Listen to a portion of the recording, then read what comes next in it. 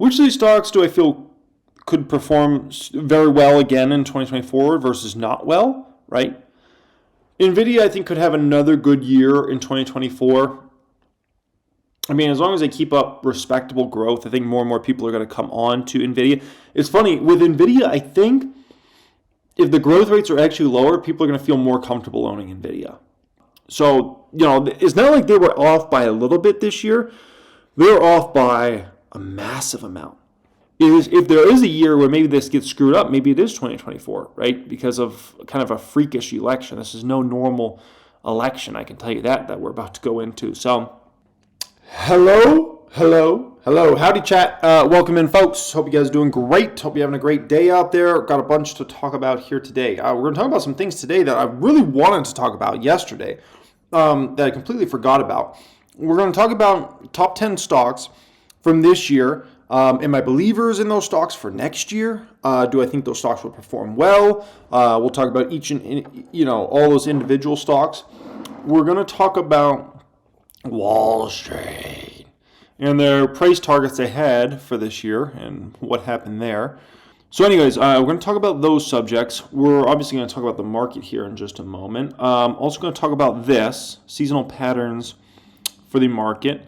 Also want to talk about, they were talking about small caps there, and it was interesting because Jeremy Siegel, the professor, he got asked about Tom Lee's prediction of 50% upside for small caps next year, and obviously it's a pretty aggressive call. Well, anyways, so the thought process was in regards to that small cap situation there was, no, it wasn't Yardini, it was the professor, Jeremy Siegel. He got asked about Tom Lee's 50% upside call for small caps, and he's like, well, it is possible because, right now we've been trading at, 12 something times forward estimates, and, 50% would just be up to, let's call it 18 times, right, forward estimates, or somewhere around there. And so when you think about it from that context, it's like, it's actually possible. That's the crazy thing about it. It's like, I still don't want to bank on 50% upside for small caps, but it's like, if it did happen, it would kind of make sense because that would put you at about 18 times, which is kind of roughly in line with the market, right? So I thought that was really intriguing. So this was as of Friday, by the way. So these stocks could have moved around a little bit in terms of performance, but, I'm going to get in the chat here in just a moment, by the way, but, these are the top stocks as of Friday in the S&P 500, right? NVIDIA's top dog, followed by Meta, followed by Accenture, followed by Royal Caribbean, followed by Builders First Source. I don't even know that company. Followed by Oobity Booba stock, Carnival, Pulte Group, AMD, and then Palo Alto Networks, right? So, which of these stocks do I feel could perform very well again in 2024 versus not well, right? NVIDIA, I think, could have another good year in 2024. I mean, as long as they keep up respectable growth, I think more and more people are going to come on to NVIDIA. It's funny, with NVIDIA, I think if the growth rates are actually lower, people are going to feel more comfortable owning NVIDIA. The growth rates have been so ridiculous, I think it's scared a lot of potential longs away from the stock because they know those growth rates aren't sustainable. If NVIDIA can just have more consistent, actually slower growth, I think it's actually going to bring a lot of longs in that feel like, oh, okay, now I can wrap my head around this one because it's not growing their bottom line at 1,000% like they've been doing this past year. Meta, I think, is set up to have another very good year next year. Am I expecting 200% from Meta next year? No. Do I think there's a potential where Meta could return 20 to 50% next year? I think there's a potential. I'm not going to bank on it, but I think it's a potential. In terms of some short-term bets, obviously is the biggest position in the public account. Accenture, I don't have a strong enough opinion on. Royal Caribbean, I think it'd be decent for Royal Caribbean. Builders First Source, I don't have any opinion on that. Uber Booba stock, I'm not that confident in Uber next year. So the reason being I'm not that confident in Uber next year is I think there has been a lot of pull forward in terms of travel the past couple of years as the world opened back up and everybody went back to life. So I think 2022 and 2023 really benefited Uber massively from that. I think there's a potential of food delivery getting maybe a little more competitive. So I don't know. I'm not as excited about Uber. I think their growth rates could be much slower next year. But on the flip side for Uber, also they do have the profitability aspect of what happens with net income next year, which could be a positive. So I don't know. I would call Uber kind of up in the air. Carnival Cruise Line, I wouldn't be surprised at all if it has another good year next year. Pulte Group, oh gosh. I mean, the home builders is ridiculous. I mean, jeez. The home builders. Oh gosh, the home builders. I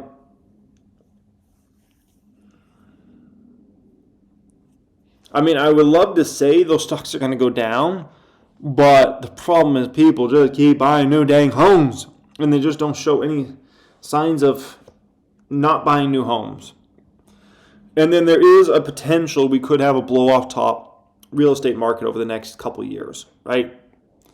And that would bode very well for the home builders. So, but on the flip side, we do have a dynamic we haven't really seen in the last at least 20 years that it should be interesting to see what happens with the home builders. And this dynamic is if interest rates start to go down, mortgage rates start to go down, you could actually have more and more people selling, which could mean more housing inventory out there, right? Which could, in theory, make it much more competitive for the new home builders.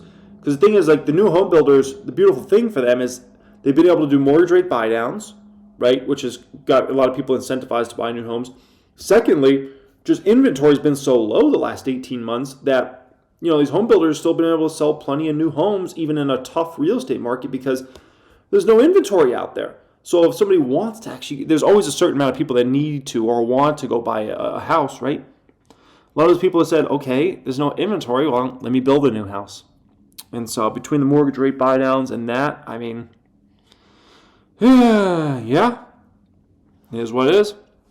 AMD, I mean, I will say this. If these home builders do have another blow-off top, you know, situation in this upcoming year, there will be a dramatic downfall of those stocks. And when I say dramatic, I'm talking about there will end up being like a 50 to 80% type downside move for those stocks. Ultimately, if they have another blow off the top, and you see stocks like Toll go to 150, 200, there will be a crazy big crash in those home builders. But the timing is a tough part to get the timing right. It's so tough, you know. It's so tough because there's so many different dynamics at play, right? AMD stock could have I think AMD could have a good 2024. I think it could. Obviously, their AI chips will start really, you know, AMD's made very minimal money in 2023 off AI, if any. I think 2024 is going to be very different, and so AMD could definitely benefit quite a bit next year, right? Palo Alto Networks, just a solid company, always puts up numbers. I don't have a super strong opinion on it, to be honest. But that's kind of how I feel in regards to that. So some other things I want to show you guys. Okay, so this was, I don't know if you guys remember Wall Street's price targets for where they thought the S&P 500 was going to be at. Now, keep in mind, we're going to end the year at around 4,800 for the S&P 500, roughly. So what does this mean? This means Wall Street was massively wrong this year, right? I mean, just not even remotely close to being right. BNP was at 3,400, Barclays at 3,750, UBS was at 3,900, Morgan Stanley was at 3,900, Goldman Sachs at 4,000, Citi's at 4,000, Bank of America 4,000, Wells Fargo 4,200, JP Morgan 4,200, Deutsche Bank 4,500. And once again, the market's going to end about 4,800 range. So, you know, it's not like they were off by a little bit this year. They were off by a massive amount. Now, the interesting thing is they're going into this year very, very bearish as well. Let me pull up. I've got another thing to pull up for you guys. So here we go. This is some of the most prestigious Wall Street firms. price targets.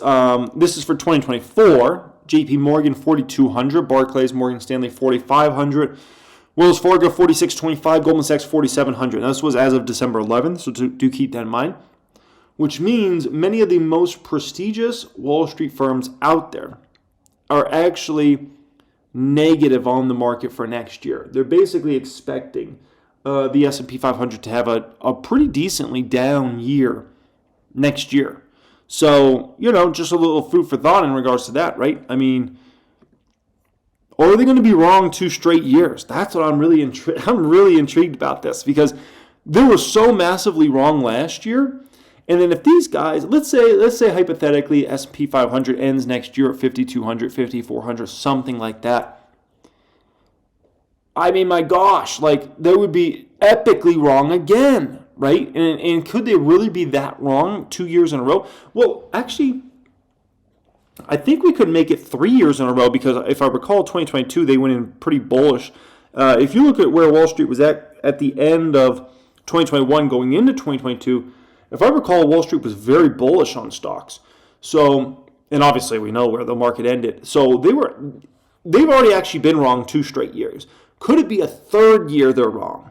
That would be pretty wild. If the big Wall Street firms are wrong a third straight year, woo! That would be very intriguing. I'll put it like that, right? Now, this is, I think, important. So this is S&P 500 on election years. This is a pattern for basically the past, we can call it, 70 years or so, right? And if you look, this is all election years with a black line there, right? So overall, it's usually a good year for election years. But if the sitting president's running, which, let's be honest, Biden's going to be running, it's usually a very good year in the market. Now, you do have a big pullback in Q1, right? It looks to start a little before Valentine's Day. Let's call it the first or second week of February. And then that pullback lasts all the way until you get to kind of like April-ish, it seems like, in terms of a pretty big size pullback there, from let's call it +4 to then, pretty much around negative. And then you kind of have a rally into the remainder of the year. I mean, you have pullbacks here and there, but ultimately you have a rally. So, once again, that's not a guarantee that that's how the market will perform in 2024, but I think it gives you little clues about how it's likely to perform, right? And if you have an open field, it could be a little bit of more of a messy market, but usually when you have a sitting president running, usually you're in a pretty good situation. Now, this is going to be a freakish election, because I think there's a lot more drama in this election than probably any election in history. When you think about who the 2 candidates are going to end up likely being, right? It's going to be Trump and Biden. Unless something crazy happens here, it's going to be Trump and Biden against each other, right? And on both sides, there's a lot of drama, man. I mean, we know all the stuff on the Trump side, but then there's this Biden stuff going on.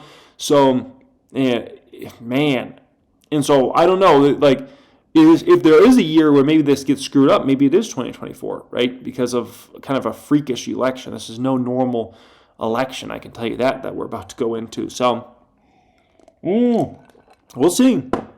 We'll see.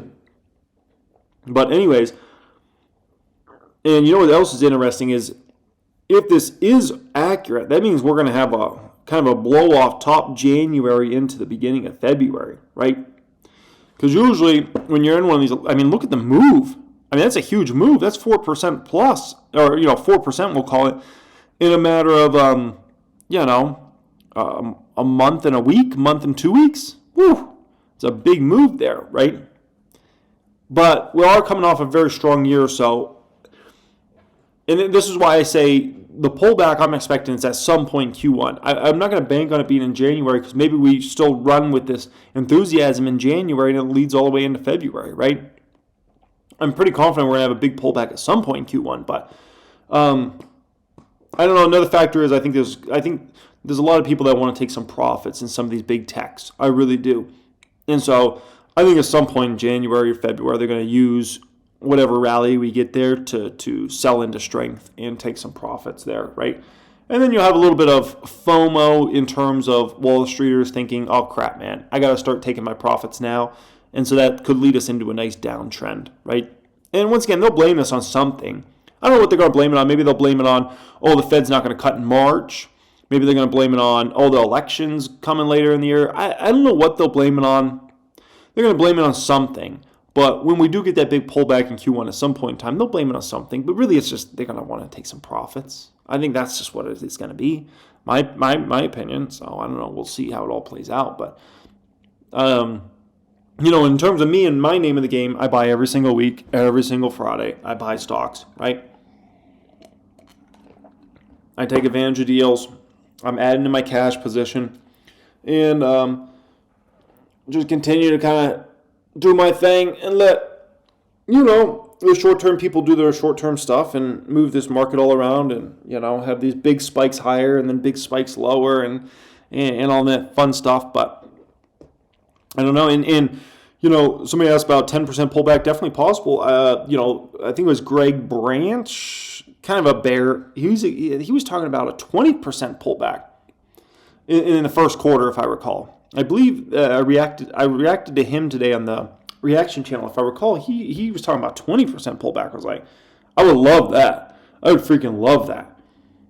I think he might be a little crazy in that thought, but even Tom Lee's expecting a big pullback in Q1. The first half. Tom Lee was talking about S&P goes to 4,300 at some point in the first half. That's a pretty dang big pullback if that happens, right? And I would love that to happen, man. If that bear is right, 20% pullback in the first quarter, oh, man, would I love that. Why would I love that? One, obviously buying opportunities. Two, I'd be able to flip out of all these crappy hedges and take nice profits on those, because I can tell you, if the market moved down 20%, those hedges would print ridiculous sums of money. And then I'd go ahead and able to take those and plug those into long positions. That'd be ideal. I mean, if you ask me, if I could control the market, would I like to have the market down 20% in the first quarter? The answer is yes, yes, and yes. Do I think it's going to happen? Probably not. I think a 5 to 10% pullback at some point in the first quarter is possible, but damn, I mean, if I could get 20%, I would take it. I'll gladly take it. I mean, the deals on stocks, if we get a 20% pullback, jeez. Even a 10% pullback, you got to keep in mind, so many deals emerge from that. But it's very, very possible we could have a little bit further of a blow off top at the beginning of the first quarter before we have a pullback in the second half of the first quarter or something like that. So, anyways, folks, I think that wraps up today's live stream here. So I appreciate you guys. And thank you for being here. They'll find a Black Swan event. Yeah, you never know. That's always a possibility too, right? Somebody says 17% pullback. Yeah, it's always potential. Somebody says I expect a pullback to 4,500. Never know. VIX has 52-week lows. Something brewing here. Eventually. So it says, what dollar amount is Palantir by, in your opinion? Do your research. Will you stream in 2024? We'll see. Anyways, guys, appreciate you being here. Much love as always. Thanks so much. And peace. Have a great day.